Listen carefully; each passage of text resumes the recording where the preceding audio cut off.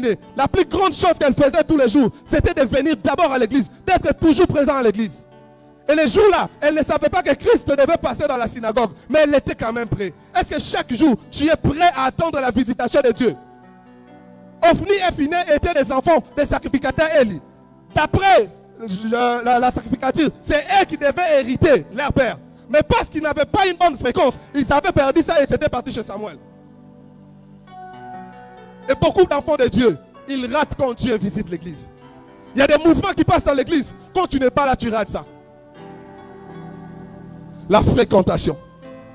Il y a un musicien païen qui a dit quelque chose, mais ça a pris une grande vitesse en notre temps, que l'église des amotés, mais à Moutou. J'aimerais te dire, c'est faux. L'église n'est pas le cœur d'un homme. Les pasteurs nous prêchent ici. Quand il y aura l'enlèvement, qu'est-ce qui va se passer? Est-ce que c'est le cœur qui va monter ou bien le corps? Même les gens qui sont morts, leurs esprits ne vont pas monter. Ils auront un autre corps pour monter avec ça. C'est-à-dire quoi? L'église, c'est d'abord toi. L'église n'est pas ton cœur. L'église ne sont pas tes pensées. L'église, c'est d'abord toi. Tu dois prendre soin de ton corps. Tu dois prendre soin de toi. Parce que c'est toi qui seras enlevé et ce n'est pas ton cœur qui sera enlevé. Église des alamoutés, mamoutouté. Église des aïeux.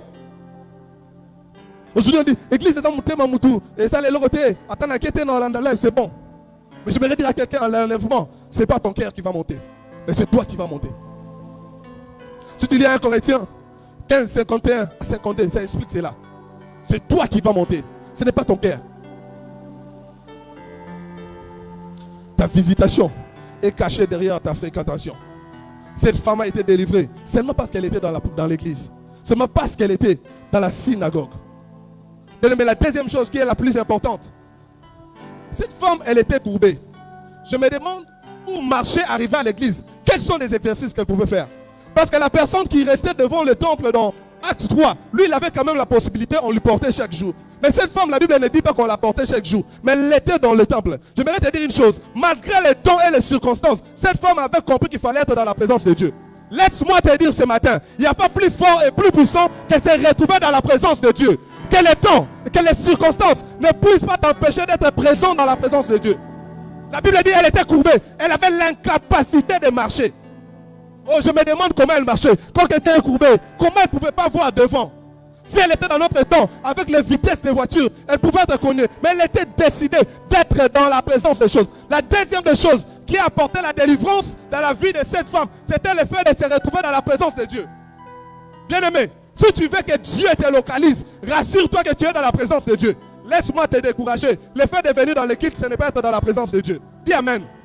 Le fait d'être assis là, ce n'est pas être dans la présence de Dieu. La présence de Dieu, c'est une autre chose. C'est une connexion qu'on ne peut pas voir. Je me demande, j'utilise un plastique, mais ça me permet à communiquer. C'est ça aussi la présence de Dieu. Je ne saurais pas t'expliquer, mais je saurais te dire que je peux communiquer avec Dieu. Est-ce que ce matin, tu peux me dire que tu es en connexion exacte avec Dieu?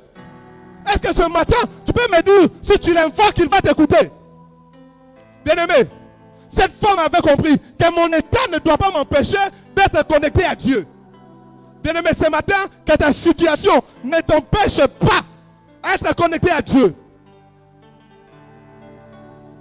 Alléluia. À les téléphones, quand tu as les unités d'RTL, ça ne va pas entrer chez Vodacom. Mais avec Dieu, quand tu as les genoux, tu entres dans sa présence. Si les genoux ne marchent pas, parce qu'il y a des gens qui n'ont pas de pieds, j'aimerais te dire, même tes pensées peuvent te connecter à Dieu.